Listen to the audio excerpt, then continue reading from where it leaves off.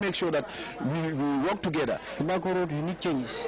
And that changes cannot be done without the right person. And I think I'm the right person. Thank you very much.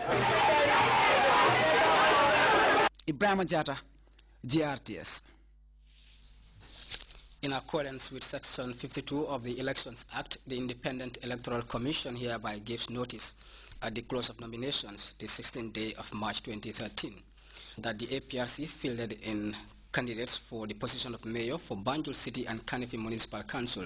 3 independent candidates were also nominated for the position of mayor for Banjul City Council, and 1 independent candidate was also nominated for the position of mayor for the Kanifi Municipal Council. A dispatch from the Independent Electoral Commission indicates that nominations of 114 candidates for the position of councillor were duly received and accepted from APRC. Nomination of 10 candidates for the office of councillor were received and accepted from NRP. 40 independent candidates are vying for councillorship. That takes us to our first break. We'll be back with news from outside the Gambia.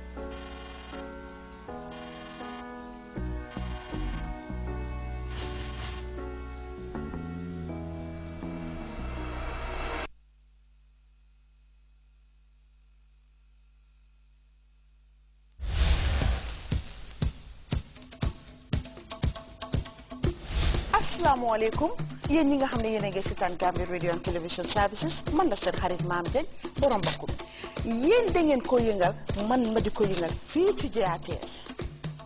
Hello, I'm Mudiwa, and I'm sure you've never heard about the weekly buzz before, but I will be buzzing into your homes every single week to bring you the latest buzz in town. Welcome back. U.S. President Barack Obama is set to visit Israel next week, but even before he leaves Washington, Palestinians in Jerusalem and Ramallah have staged anti-Obama and U.S. demonstrations.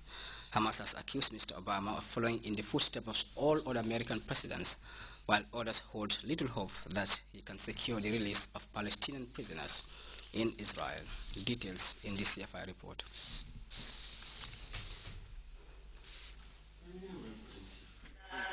Mr. Obama is due to arrive in Israel on Tuesday for a 3-day visit, which will include the West Bank and Jordan. An anti-Obama demonstration was also held in Ramallah.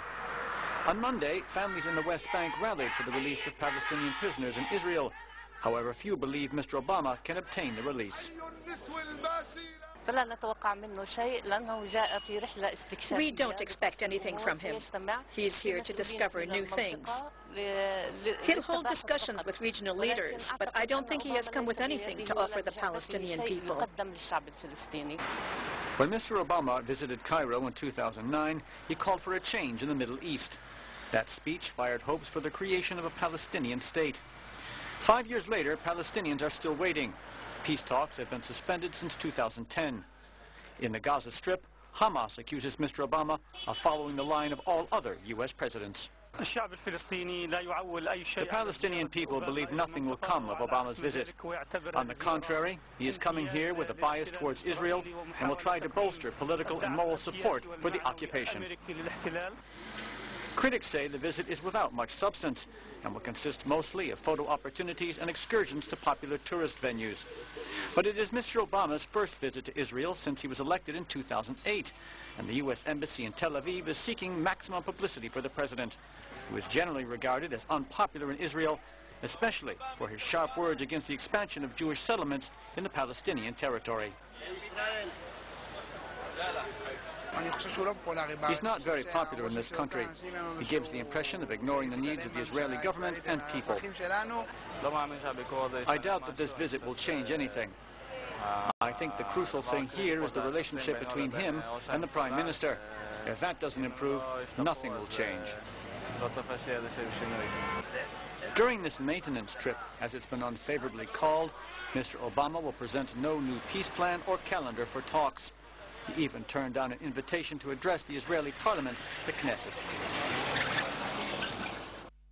A bus carrying Syrian refugees has crashed, resulting in the death of 9 Syrians. Most of the passengers on their way to Lebanon were women and children, and in a separate incident, 11 other people died when a small truck loaded with fireworks exploded during a religious procession in a Mexican village. Details of those and other stories in this World News Roundup. Syrians fleeing their country were killed and 29 others wounded when the bus they were on overturned Friday morning on the main road linking Damascus to Beirut. All the wounded were transported to the nearest hospitals. Most of the passengers were women and children. Some 300,000 Syrians have already fled to Lebanon. In all, more than 1 million Syrians have taken refuge in neighboring countries since the start of the conflict 2 years ago. A small truck loaded with fireworks exploded during a religious procession in a central Mexican village. At least 11 people were killed and dozens others injured. Witnesses said a group of people were watching a fireworks display in a field when a stray firework landed on the truck. Mexicans often set off fireworks during celebrations, but accidents have happened in the past due to a lack of safety measures. 2 wildfires sprang up in the U.S. state of Colorado, signaling an early start to the wildfire season in the region west of the Rocky Mountains. About 50 residents had to be evacuated Friday. Hundreds of acres of land have been charred. The area has been affected by strong winds from the north, along with unseasonably high temperatures and low humidity. In 2012, Colorado had one of its worst ever wildfire seasons. Are being loaded back on. The Russian space capsule Soyuz landed safely in Kazakhstan early Saturday. On board were 2 Russian and 1 American astronauts who had been on their first mission to the International Space Station. Saturday's landing had been delayed by 1 day due to poor weather conditions. Soyuz spacecraft are currently the only way to get astronauts to the Space Center after the U.S. retired its space shuttle program in 2011. Don't have an official touchdown time yet. A referendum seeking to introduce a range of institutional reforms such as a 5-year presidential term limit in Zimbabwe has been marked by violence between supporters of Robert Mugabe and his Prime Minister Monga Tsvangirai. Indications are that the new constitution will be adopted, but it is not certain whether it will be the solution to the political tensions in Zimbabwe. Voting began smoothly. There were no huge crowds, but people were already forming lines early this morning to cast their vote. 6.5 million Zimbabweans were asked to say yes or no to a new constitution which will introduce institutional reforms. It's important for me to vote. I'm helping my country. We are a free country and moving in the right direction. The new constitution reinforces Parliament's powers and limits the President's mandate to 2 5-year terms. However, it will not prevent Robert Mugabe, in power since 1980, from running for re-election in the presidential vote in July this year. As his main rival Prime Minister Morgan Tsvangirai says, this compromise was indispensable. This is not 100% perfect. However, people constantly, through their parliament, through their institutions, must constantly subject this constitution so that it is relevant to contemporary society. All parties say they are in favor of a yes vote, but unsurprisingly, there's a lot of tension between the political camps of arch rivals, President Mugabe and his prime minister. That's because all eyes are on the next elections. The campaign for the referendum was marred by violence on both sides. These supporters of Prime Minister Tsvangirai's MDC party are saying they were aggressed while they were putting up posters.